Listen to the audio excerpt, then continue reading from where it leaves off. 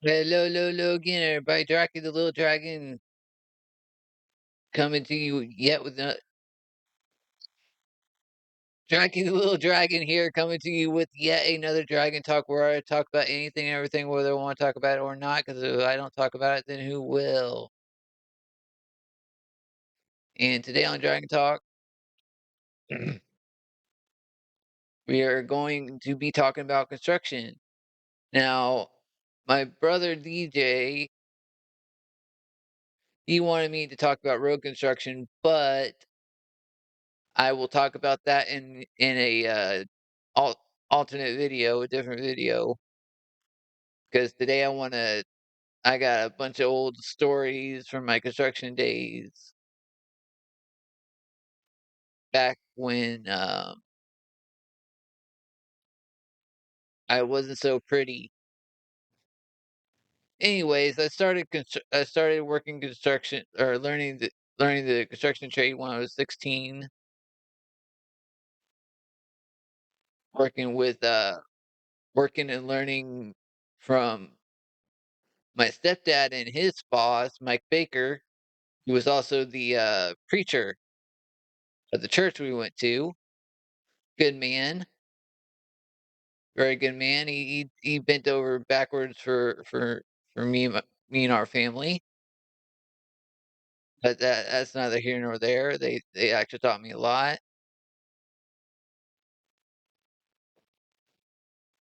And then we did a lot of painting. Worked on the church hat on. That was fun. We did a lot of flooring and flooring is not as fun or easy as you might think it is or would be, because you don't only have to level the ground below the floor, but you also have to clean up the debris, lay new lay new beams, bring in the new if you're laying plywood, bring in the plywood flooring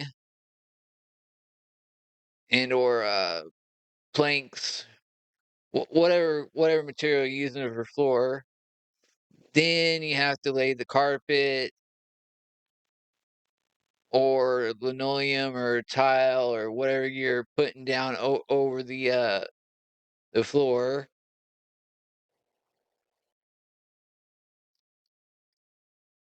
We also did lot of tree and debris removal. That's actually a form of part of construction. Is It's not quite construction, but it's in the same realm,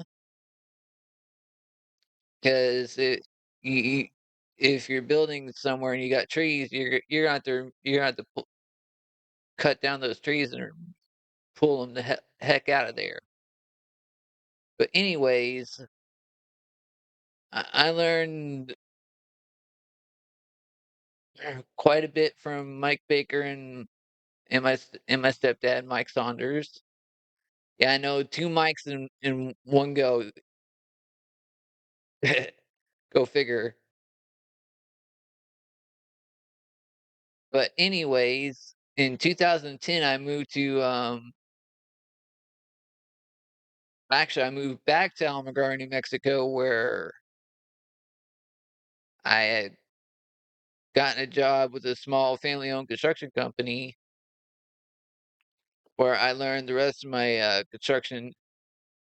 This is after I got out of the military, of course, out of the army. J.C. Myers Construction. John Myers, my boss, I still talk to him to this very day, and his son. Like I said, small family-owned construction company. It was just most of the time it was just three of us, maybe one or two other guys on rare occasion. Johnny's buddies. But anyways, the first job we did, or I did with them, was a big T hangar, which is storage for small airplanes or aircraft, and these T hangars were about as big as a football field in the in this amount of space they took up. Anyways, when be be very careful when you're working with red iron. It gets really hot. That's what we built the T hangars out of.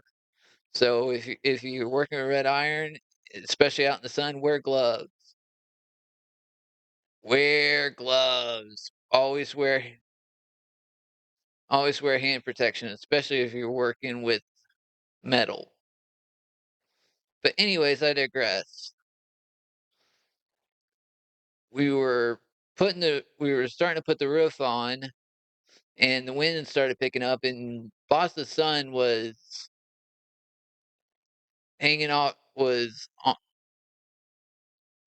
a ladder bringing up a piece of sheet metal. He got the sheet metal up on top of the on on top there, and the wind picked up and blew the sheet metal and the ladder out from underneath Johnny, and Johnny ends up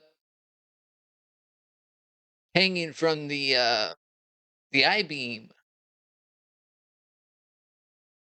or was it I beam? No, it I can't remember it. It was a very large heavy beam of some sort. But anyways, next thing you know, you see the sheet metal flying overhead. Actually, the sheet metal flew straight over my head,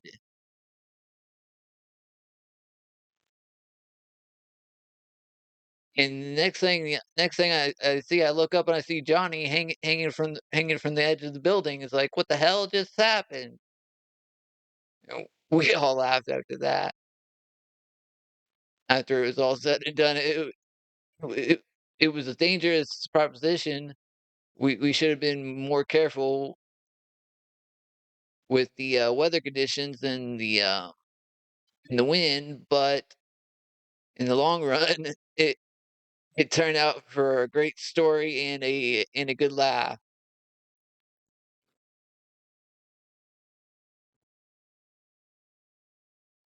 So there you have it. Be very careful. Always pay attention to the weather, especially the wind if you're working with sheet metal, because you do not want sheet metal getting caught up in the wind and knocking you over the head, flying over your head, or falling on your foot and cutting it in half or some stupid shit like that. That would not be good. Not one bit.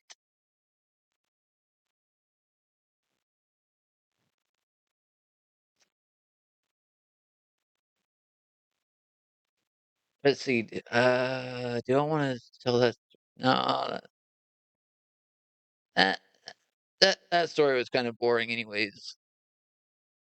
Back when I was 16, we were insulating the underbelly of a trailer, or re-insulating it, and when you're working with somebody else underneath the trailer and they're somewhat claustrophobic, do not mention that it feels like a tomb. You'll get smacked in the head for stupid comment like that. And I got smacked good big time for that.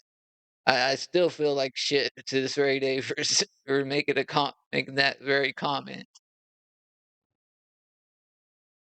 So, working instruction, always wear proper protective equipment. Don't make stupid comments when people are somewhat claustrophobic, because I know I ended up being semi claustrophobic myself. I'm always okay if I know there's an easy way out, but if I feel trapped or caged, I'm gonna panic. But anyways, I digress a little bit.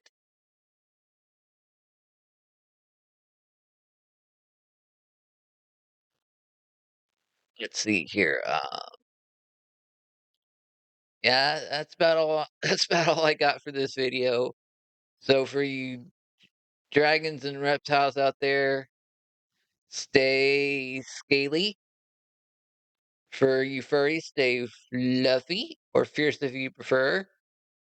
And for you humans out there, stay smooth and beautiful. Love y'all. Dracula Dragon out for now.